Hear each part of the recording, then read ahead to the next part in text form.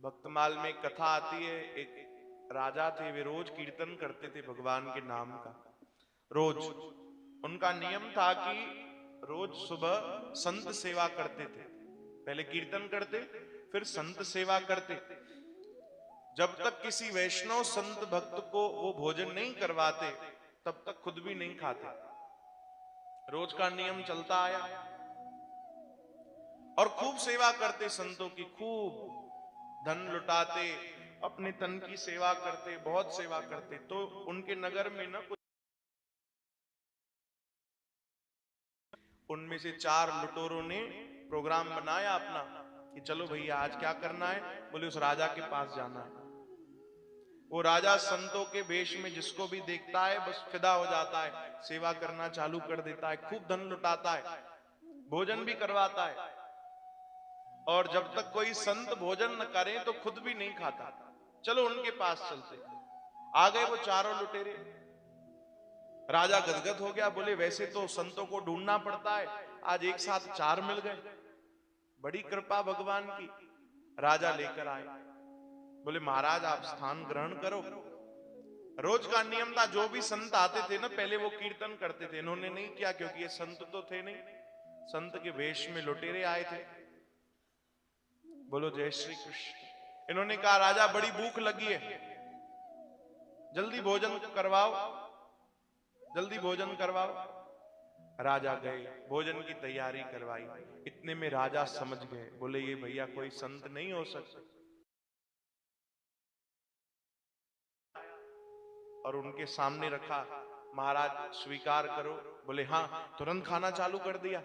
यहां पर राजा कंफर्म हो गया कि ये कोई संत नहीं, क्योंकि भोजन आते ही शुरू हो गए, ना भगवान को भोग लगाया ना कुछ, हाथ भी नहीं जोड़े, बस चालू हो गए खाना।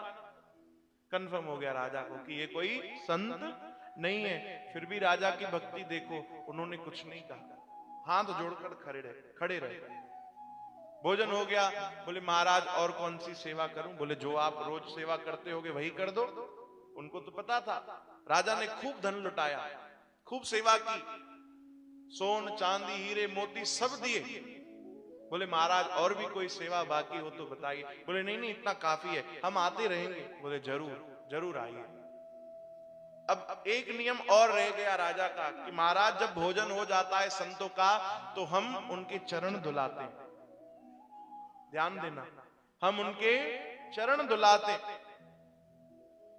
अब ये सेवा हमको दो। वो तो खुश हो गए, बोले हाँ आज तक हमारे चरण तो किसी ने पकड़े नहीं, आप धोगे। हाँ भैया हाँ ठीक है लाओ। उस सब व्यवस्था कर दी राजा ने। अपने हाथों से उन जो ठग आए थे संत के वेश में, उनके जब चरण स्पर्श केवल किए, पैरों को स्पर्श किया राजा ने,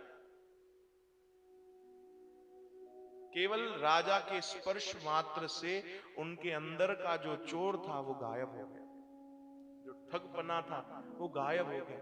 राजा ने स्पर्श किया। ये भक्ति की महिमा, वो जो राजा भक्ति करते हैं उनकी महिमा देखो, जो निरंतर कीर्तन करते हैं, संतों की सेवा भजन करते हैं, उनके भक्ति का कमाल देखो। राजा ने केवल स्पर्श किया और वो जो ठग बैठे थे, चोर बैठे थे संत के वेश में, उनकी आंखों में आंसू आ गए। राजा कहता है अरे महाराज कोई गलती हो गई, आप उदास हो गए, रो रहे हैं, क्या हो गया, कोई गलती हो गई। बोले नहीं नहीं गलती तो हमसे हो गई। अरे गलती तो हमसे हो गई, हम तो लुटेरे हैं, चोर हैं, हम कोई संत नहीं है।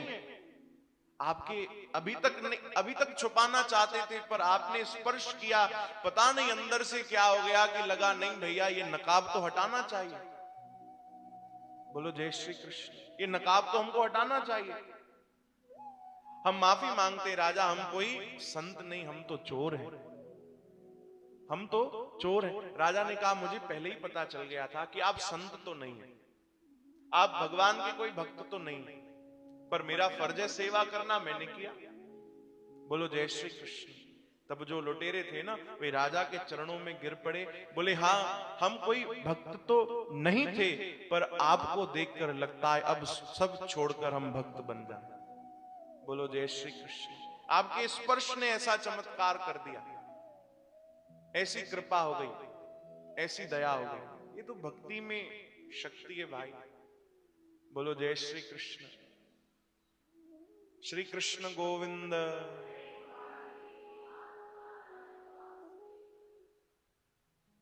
भक्ति में बड़ी शक्ति है। मीराबाई के भी जीवन में कई परीक्षाएं हुई, पर नाम का सहारा था, भक्ति का सहारा था। एक हमने बड़ी सुंदर कथा सुनी।